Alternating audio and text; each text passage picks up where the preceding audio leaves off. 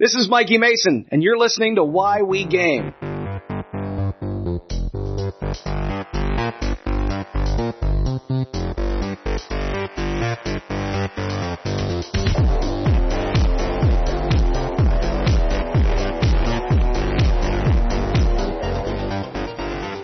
I'm Brodor, and this is Why We Game. Returning to the sex dungeon is Derian Stennett, and he's going to talk to us today about the state of Magic. So if you're not interested in Magic the Gathering, I suspect that you may want to tune out. But au contraire, Derian is an acerbic prick, and his ability to take down things, particularly me, and to get me riled up, is a delight. So I'm excited to have Derian back. Derian, how are you? It's good. It's always a pleasure being here. Well, it is always a pleasure. You have such a wonderful demeanor. Okay, you have like a shoebox of vulva right under your bed. Like you're a serial killer. Whoa. Let's not talk about it. Okay, because you have, he's such a nice guy. I wouldn't say that about you. I would say that, he kind of gives me the creeps, and, I don't know what it is, but my butthole slams shut whenever he walks behind me. I don't know, man. I was the kid in high school that everyone avoided because they were scared I would shoot up the school. So I can understand that feeling.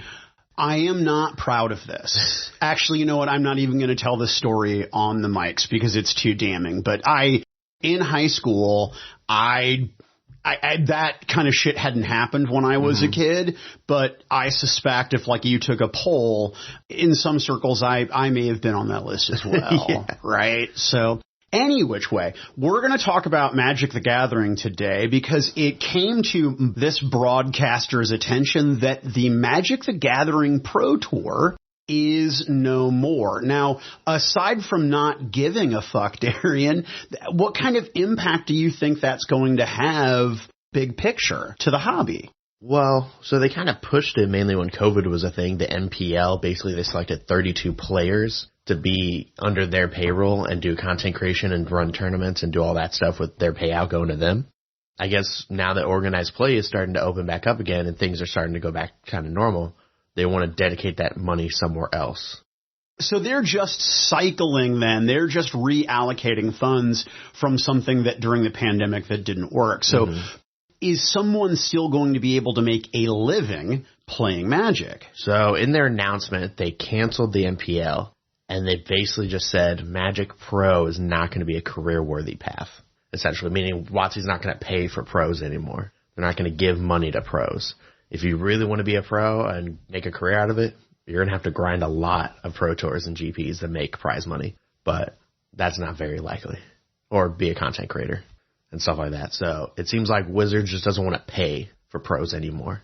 It's just not cost effective for them. So then, I guess not, yeah. Well, then when you talk about the secondary circuit, we talk about, Channel Fireball and, TCG Player and all the companies, what's the guys out of Florida? Cool Stuff Inc. Cool stuff, yeah. Yeah, so all of those places that deal a lot in secondary market, but also big companies that run large cash tournaments. Yes. Do you think those are going to become more or less popular? I think they'll become more popular just because of the pent-up of people just wanting to go play tournaments, wanting to travel more just so they can go play big tournaments again because of the year and a half of not being able to.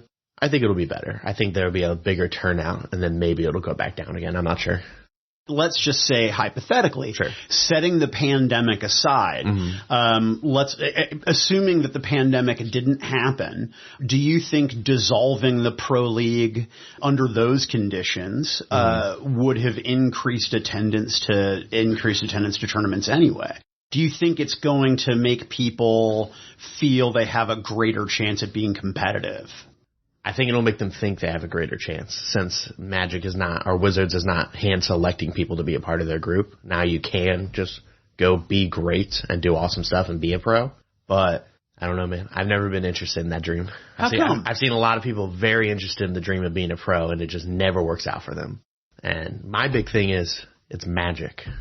No matter how good you are, no matter how well you can play, sometimes you just get magicked.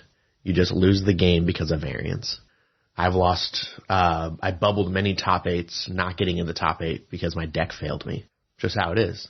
So I would not want to make a career out of something so random and something I would not want to roll the dice on, a career out of it. Now, and again, correct me if I'm wrong, but wouldn't the counter argument to that be part of the skill of Magic is pivoting and dealing with a situation when your deck gets fucked? Aren't there ways in the game to mitigate or deal with those complications? I mean, there are, and you can skew the variance in your favor so much, but at a point, you don't draw enough lands. At a point, you draw too many lands. The way your deck works, especially since most people don't make decks anymore, they just find whatever's online, because that's usually the best deck. There's just games where they have all the answers to whatever card you play, and you don't have anything. There's just so much variance that is also against you. Speaking of not building decks, but purchasing decks from a winning deck list, what kind of impact did the Pro Tour have on the meta of the game? I think it definitely made it more stale because the pros would, since they're more shown off as, Wizards is showing them off and we're seeing tournaments every single week from the MPL, I just think the format becomes more stale. Because after a point of having that much exposure to one format, you see everything that's happening. You see all the decks, and you see which deck does better more consistently, to where when I go to play Magic Arena, that's all I'm going to be playing against is just the best deck, quote unquote. We're not going to drill into it just yet, but one of the things that you were saying about Magic the Gathering Arena and why it has not been as successful for Wizards of the Coast is that it's kind of stale, that it's boring, that it suffers from the same thing that competitive play did under the Pro League, that you just had a set number of decks and that's all you ever saw. Yeah. So then do you think that with organized play coming back, people being very excited to sit down and do face-to-face, even casual table Magic, but now competitive Magic, I can go to the store, I can sit down, I can grind, I can see my buddies again, we can hang out, we can trade, we can have a good time. Obviously, as we were alluding to before, we're probably going to see a spike in that. And then combine that with there's no more Pro League, so it is less likely that there's going to be as stale a meta. It sounds like those two things combined may result in a big boon this summer and fall for stores like yours. Yeah. Are you anticipating something like that, or are you guys still sort of unable to see beyond to see over the horizon? I think it's going to be insane.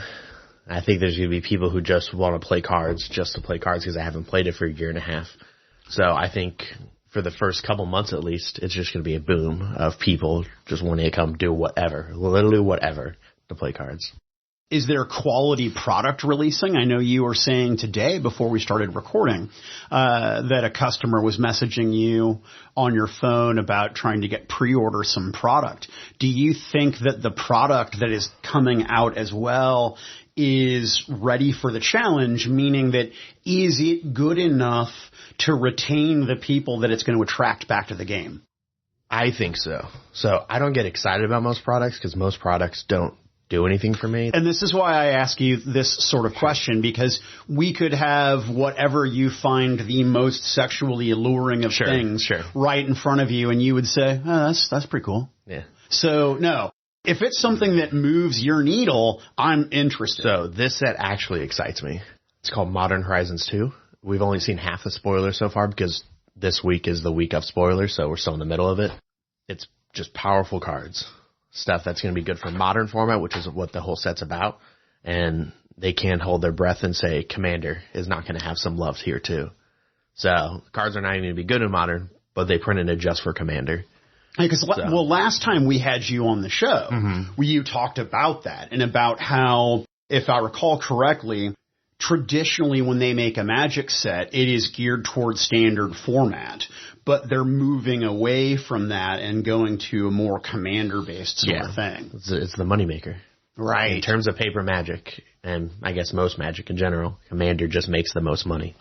This set is going to have extra powerful cards that are good for modern, And there's also going to be cards that pertain to Commander too, because the cards in no way can be good in Modern.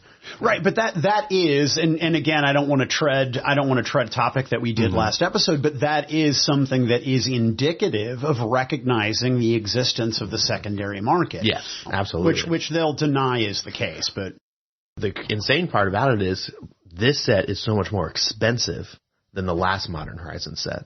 The last Modern Horizons set, I think, was about 200 SRP-ish, so cost was like 120-ish, you would assume, from a store perspective. This time, the cost is like $50 more for the store. They've definitely increased the cost for the stores by the set by a lot.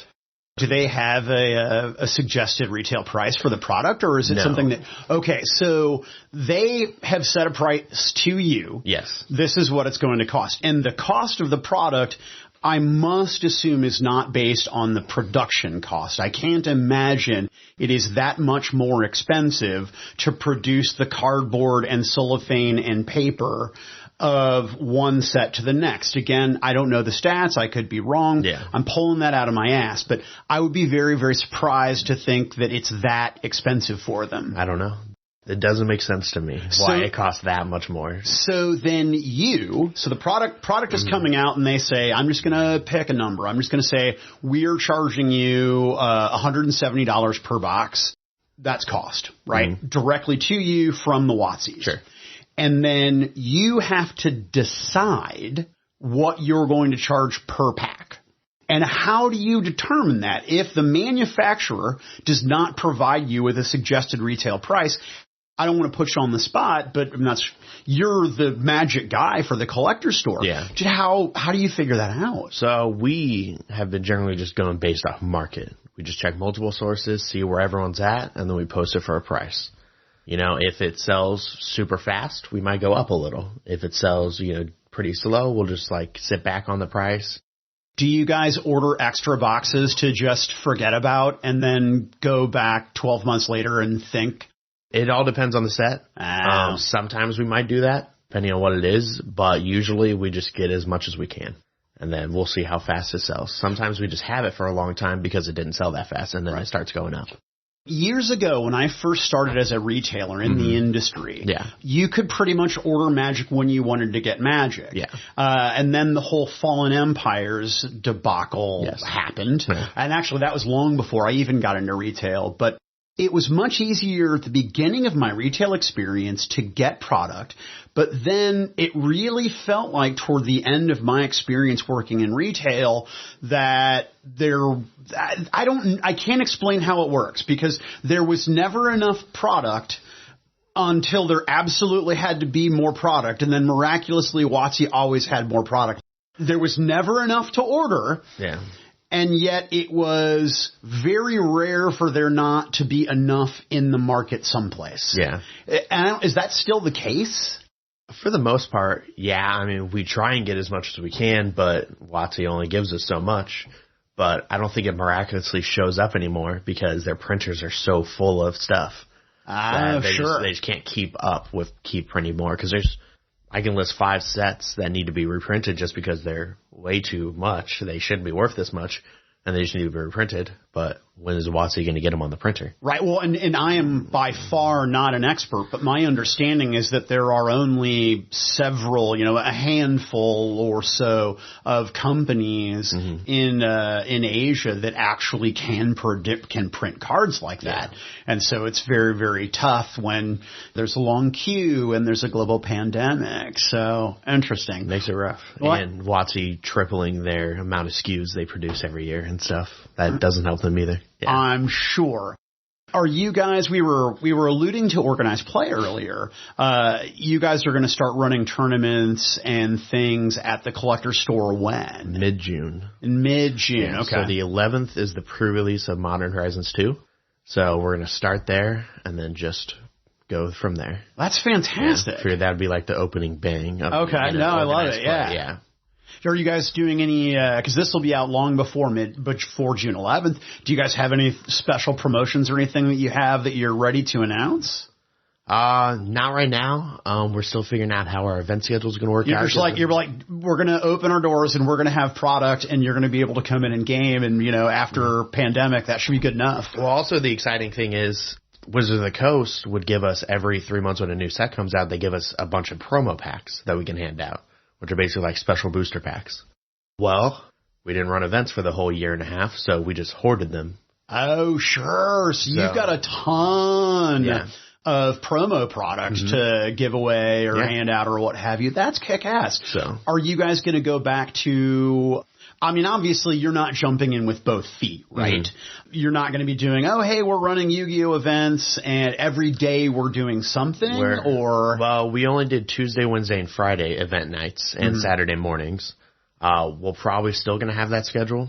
We just have to figure out what the other games can allow us to do. Because right now, only Magic has said we can run tournaments starting at this date. Okay. So we have to figure out what Yu-Gi-Oh! And Pokemon can do. And again, correct me if I'm wrong, and I'm saying this, 50% question, 50% statement, but that's for a sanctioned event, right? I mean, you guys could do whatever the fuck you want, provided the municipality's rules on... It depends. I don't know the rules of Pokemon and Yu-Gi-Oh! They could crack down on that and crack hammer and yell at us and get mad. I don't know. I don't know their rules, but at least from a Wizard perspective, we only couldn't run sanctioned events. In my experience, most people and most companies in this world are ask forgiveness, not permission. So I say go with God. You guys do what the fuck you want to do, and just be safe and follow the local guidelines. You're not the only one who lives by that. Mindset, to ask forgiveness as opposed to. Now, if you work for me, anybody who's ever been my employee, I'm the absolute fucking opposite. Sure. Yeah, you don't do some dumb shit. You're a permission. Yes, person. You better check with me, goddamn first. That's how we are. I don't want to make Yu-Gi-Oh! Or Pokemon mad. So right. I don't want to, but there's been some opposition that just says if they get mad, they get mad, and we'll say sorry. And I'm like, I don't know, man. They scare me. I don't want to mess with Pokemon. Well, I mean, now why? Why do they scare you? They have so much money. They can give us so much money. I don't want to lose Pokemon. It sounds terrible. For the $20 a week I make, running an event for Pokemon, it's just not worth it. I don't want to make Pokemon mad. Well, and hell, I mean, there's an argument to be made, and I don't want to go down that road, but you could certainly make the case that events as a loss leader, particularly when you do secondary market and your markup on secondary market is, massageable. You can run events at a break even and still be a very, very successful store. Yeah. I mean, if your breaking even events contribute into an increase of sales, you advertise for zero cost, essentially. The only thing you're paying is your rent, but you have to pay your rent anyway. Right. Yeah, your lights and staffing and all that shit, which is, it's interesting to see, and this is a phenomenon while we're on the subject of OP that I don't get. What I don't understand is, how is it that you run the events in the store, but then people don't patronize the store, right? They come to your shop, they use your space, they don't spend money in the store. And the question is that on some level, that has to do with the consumer, but also it has to do with the retail store. What are we doing wrong that you don't want to patronize this business, but you want to use our space? So from my experience of working multiple stores, it seems like one thing I've seen consumers be is I can get it cheaper somewhere else. It's a classic. I can go on Amazon or something and buy it for $40 cheaper, but these people have play space, so I'm going to play in their space and buy on Amazon because it's cheaper. From my experience at the collector store, we try and keep close to what the market value of something is. So, close to Amazon, close to other websites. So it doesn't seem like people will go out of their way to shop not from us because we're just pretty close to the price already. Is that viable, though? Are you making enough of a markup to be able to hit your margins on things and to be able to be profitable? I mean, I think so. Some products are not amazing. You have the reward products. Like, for example, I would assume Modern Horizons 2 is a reward product because it's bought for higher prices, but it's also sold for higher prices and it's more limited. So that's kind of the reward product. If we buy a bunch of this crappy standard set, we're rewarded with a bunch of Modern Horizons 2, which will make us a bunch of money. But then there's also singles. We don't have to slowly rely on one type of product to make our money. So it's diversifying your base of the market. Well, and correct me if I'm wrong, and forgive the tangent, listener, but there seems to be fewer and fewer places in the St. Louis area that are in the secondary singles market. Yeah. Which gives a store like yours a lot of opportunity to, sort of corner what little market there is left. Yeah, there's been a lot of people getting out of singles and not doing them as well, but we'll just reap the gains. There's a lot of fans getting out of singles as well. You and I were chatting prior to this. I was saying that I was talking to some retail sources here locally, and it sounds like a lot of people are getting out of the game. And you raised an interesting point, which made me reflect on the names of the people that I know that are getting out of the game, that it seems to be people who have been in a lot longer are getting rid of veteran collections, but the game is still doing what it's done well for years, attracting new players. Yeah. It seems like in my experience, the people getting out of the game are just the people who just don't like WotC anymore. Are just like, I'm tired of Wizards of the Coast. I'm tired of this game, blah, blah, blah, all these crazy changes. And they're getting out. That's from my experience, though. Okay. I don't know why other people are selling out. But from like the 50-ish people I've been, buying their massive collections, it's just because they hate Wizards and doesn't want to deal with this stupid game anymore. That's so, and I know we're getting this third hand, but what objection do they have to the WotCs as a Reich? I mean, everything, prices are getting more, Wizards are starting to charge more for everything. A lot of things called the reserve list cards, the cards that will never be reprinted, the super old cards that will keep going up in value, are just getting more and more expensive. So that's also another reason why people are selling out. It's a commodity. Yeah, right? The reserve list cards are worth so much that do I want to be holding on to all these cards and then just sell them? See, that's what makes me smell bubble. Sure. Because you've got all these veterans who have old collections of rare product that are getting out, and it just makes my butt pucker because I think that Wizards is going to see more and more of the people getting out, and they're going and these prices going higher and higher and higher and higher, and are going to be incentivized to just reprint. Yeah. I mean, am I crazy in thinking that? I mean, if they got rid of the reserve list, I feel like they would make a bunch of money. Now, why do you say that? Because I don't doubt you. I don't understand. The way Wizards works and the way they've been working on it, they can basically set the prices on cards because of how they print specific product. So now, I got you.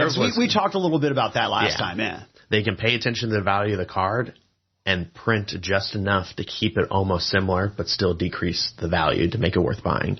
And they can do the same thing with any reserve list card. They see one of each of the dual lands, 10 of them, being like $7,000 for a set of 10. They could be like, I think we could do something like that. A secret layer, their printed consumer product. They could be like, ooh, we could charge $200 and print one of each dual land. Or, a $500, print one of each dual land. Still a good deal, even if it gets reprinted. So they can control the market enough to keep those cards valuable to where they can make a maximum amount of profit on it. I gotcha. If they charge $500 for a set of each of the 10 dual lands, it'd probably only cost them like $20 to make that product, or they charge $20 for some secret layers, so I would assume it only costs them like $5 to make the product or something. So again, forgive me, but if I understand correctly, you're saying that WotC is incentivized to maintain the reserve list. They also would make a bunch of money getting rid of it. Okay, that's the shtick that I need you to explain to me. So we live in a fantasy world. Derian, you scar your forehead to fully embrace your whole Harry Potter thing. Sure. You've got your magic wand, and boom, no more reserve list. What happens to the secondary market? It's going to be crazy. A lot of people are going to be angry, I'm sure. A lot of people are going to attempt to file lawsuits with WotC and Hasbro, but, they'll probably just lose. Or WotC and Hasbro give them a settlement, give them a bunch of money, and then make significantly more selling the expensive cards in secret layers and special product that come out with. So they just say, we're going to get rid of the commitment entirely. Yeah. We're going to go ahead, we're going to reprint whatever it is that we want to reprint, and everybody can suck it. Essentially. I don't know why they wouldn't. I don't know why they wouldn't either, particularly if the older audience is getting out of the game and the newer audience has zero fucks to give about the old cards. Yeah. Because they're never going to have access to them. I'm never going to own a playset of dual lands, ever. And those players are the ones that are protesting for the abolishment of the reserve list, getting rid of it. I mean, it'll be what WotC has always wanted to do. Bring a wider audience, appease the new players. Right. For getting into the game. So I don't see a reason why they would not get rid of the reserve list. Uh-huh. So, no, I think about it every day, selling my cards, my expensive cards that are worth too much. All right, but as far as what you're seeing in the trenches every day, you're not seeing an indication that anything has happened. Everything seems to be stable. I do see an increase of the enfranchised players selling out of their cards and selling their, thousands and thousands of dollars of cards. But I see enough new players that I think it's going to just counteract it. Okay. Because all WotC's looking for, and their reaction to a lot of these pro players complaining about the end of the pro league, WotC's reaction is, in a post-COVID world, we're looking to increase our audience and create a wider range. I can quote in a minute. Oh, yeah. WotC's always wanted to do that, though. Yeah. I mean, from back when they did their own retail locations in shopping malls so that they could circumvent the brick-and-mortar market. No, they've never been our friend. No, but basically, from what I've been seeing, is WotC responding with, as the world looks towards a post-COVID future, we look forward to the next iteration of Magic's competitive play system, one that recaptures the magic of the gathering while expanding play opportunities to a wider audience. So it seems like they care less about the players who have been in the game for a long time and just want more new players to enter their game. Right. Well, because they know, at least on some level, that they're in a similar boat to the people like, well, look at a game company, for example. You're only going to sell so many players' handbooks to people, right? Yeah. Before one of two things is going to occur. I need a new edition to sell players' handbooks to those new people or to those old people and potentially some new people, even though I know I'm going to have a little bit of attrition because I'm going to lose people abandoning that edition. I think that they're in the exact same position where they say, if the Heaths and the Chris's and the Karens of the world sell their collections, that's fine. If we can get more people into it because they're playing digitally or because it is a little bit more accessible or because the bubble blew up in the market and all these old cool cards are getting reprinted or cheap digitally and we significantly increase the number of people that are playing the game. I mean, hell, if the comic book industry shut down tomorrow, Marvel and DC still make fuck tons of money. They still, because the amount of money that the comic books make by comparison is insignificant. Yeah. So I can't imagine that the people who are much smarter than me at WotC aren't looking at the digital future of the game and saying that's where it's at. I mean, I'm sure that's how Marvel and DC would do it too. If they shut down the comic, they just sell it digital. Right. It is a much higher profit margin digital than it is for paper. So yeah, but again, that's not happening. This is not my original thought. I got this from somebody I saw on YouTube, but he was basically saying that during the pandemic, the WotCs would have hoped to see an increase in digital Magic and Arena, and they didn't see that. Yeah. And I don't understand why that is. I think the two formats that they promote on the game are just too stale of formats, and the formats are just not good right now. That people, I don't know why I would want to play. I don't play that often either. And those two formats, I presume, are standard. And it's a format called Historic. It's an online-only format. It's just basically anything that rotated out of standard in the game. All the cards that are still in the game but not in standard anymore are a part of Historic. Okay, so it's pretty much anything goes save standard. Basically. Okay. Well, that seems like a pretty lame, I don't understand why you would create a new format. You would just cycle in your old formats and your old sets. They'll get there. Yeah. They put out remaster sets a couple times a year, which remaster sets are basically just a pile of all the good cards out of a recent block. So, for example, Kaladesh was a set that came out. It was Kaladesh and Aether Revolt. The remastered product is basically all the good cards from Kaladesh and Aether Revolt into one set, and they put online. So they didn't have to put all 600 cards online. They could just put the 200 good cards online. Interesting. So they did that for that. They did that for Amoket, and I think they're just going to keep going until they get to the end. So they're just going to trim the fat. Yeah. That's clever. So I think that's their way to increase their, production of, cards in the game. I'm going to pitch something to you that you sort of got me. It was thought-provoking when we were talking, kind of doing the pre-interview thing. you said that draft is another thing that you can do on digital format, right? Yeah. But you said draft is difficult because it requires more skill than constructed. Yes.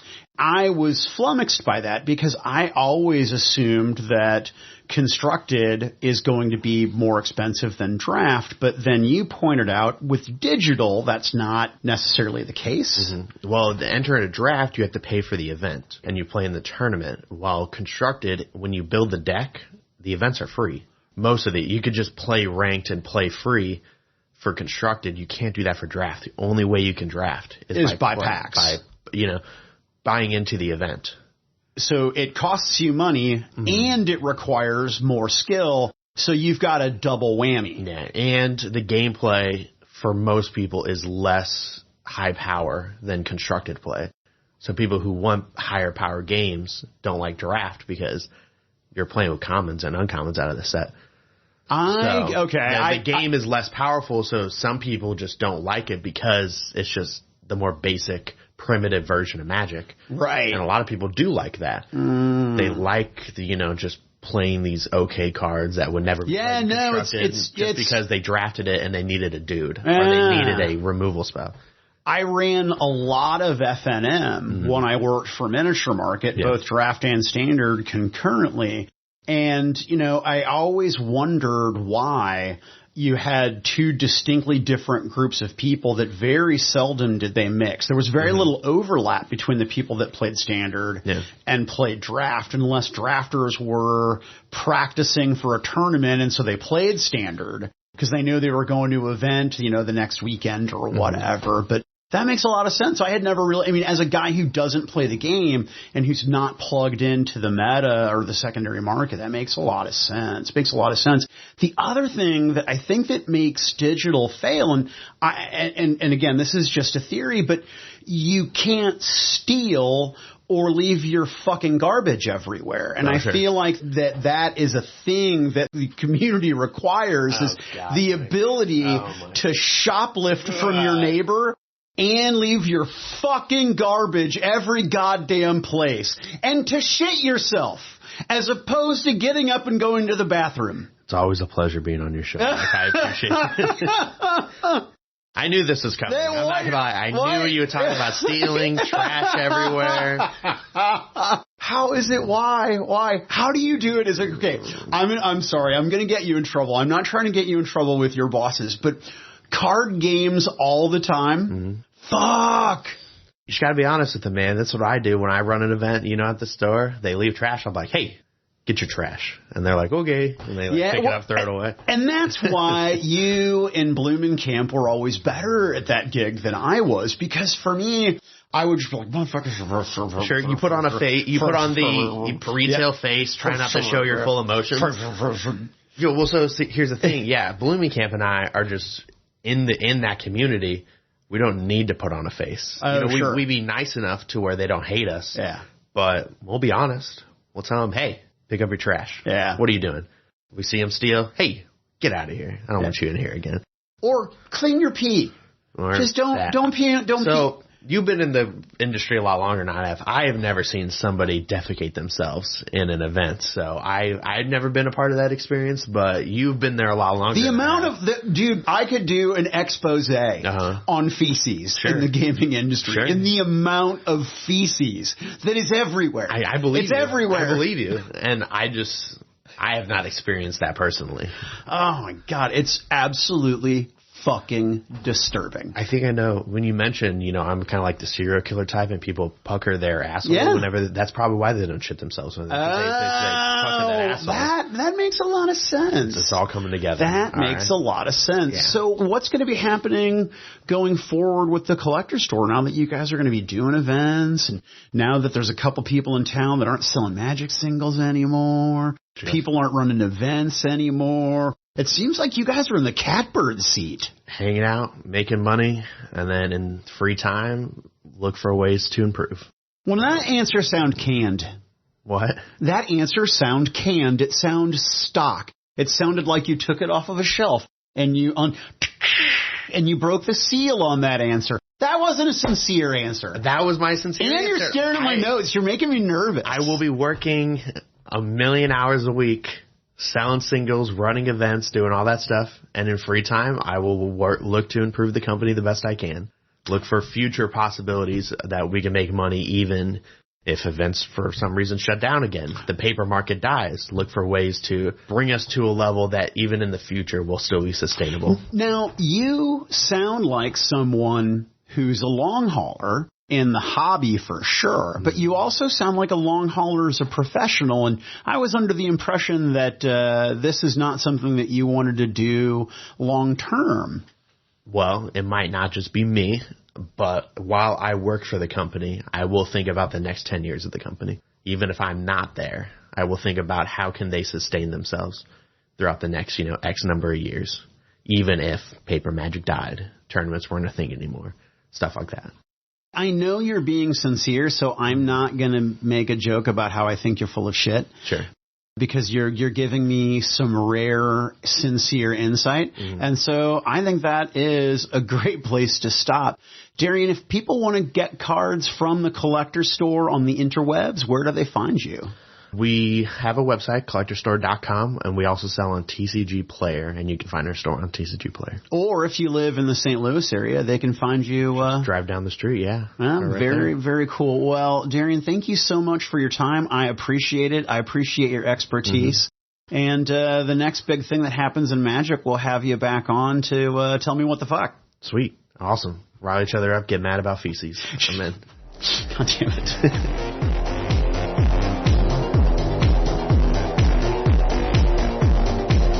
Why We Game is a production of the Influence Foundation. All rights reserved. Audio editing by Brodor. Music by Owen Godwin.